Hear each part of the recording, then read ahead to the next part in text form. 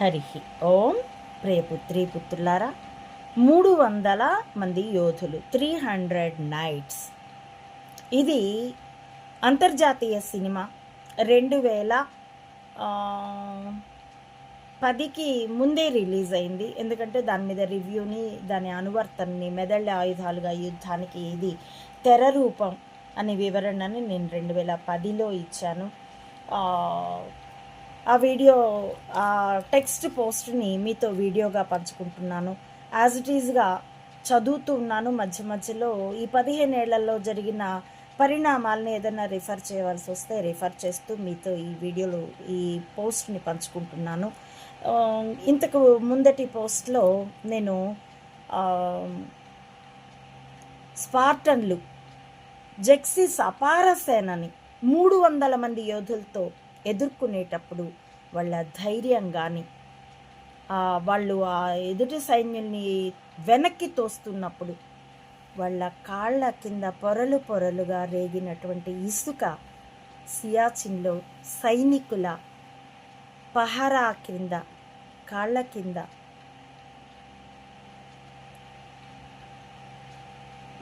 చెప్పాలంటే చాలా భావావేశంగా ఉందండి.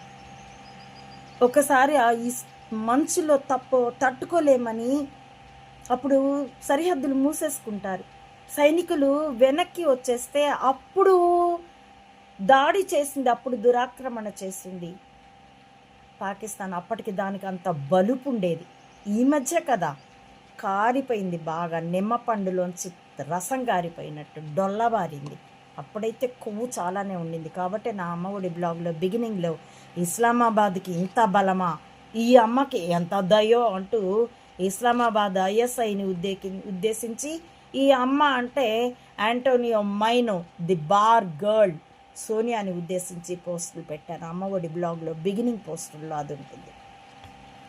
కాబట్టి ఈ 300 యోధులు పోస్టుని కొనసాగిస్తున్నానండి.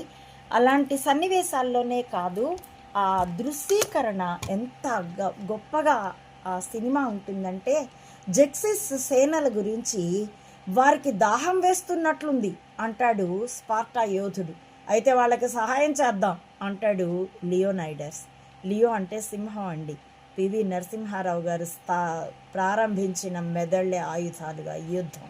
అందుకే ఈ నాయకుడికి లియోనైడస్. సరే, కొనసాగిస్తున్నాను. స్పార్టన్ యోధులు వాళ్ళని మృత్యులోయలోకి తోసేస్తారు. మరోసారి లియోనైడస్ శత్రు సైనికుడిని చూపుతూ దళపతితో వాడు కొన ఊపి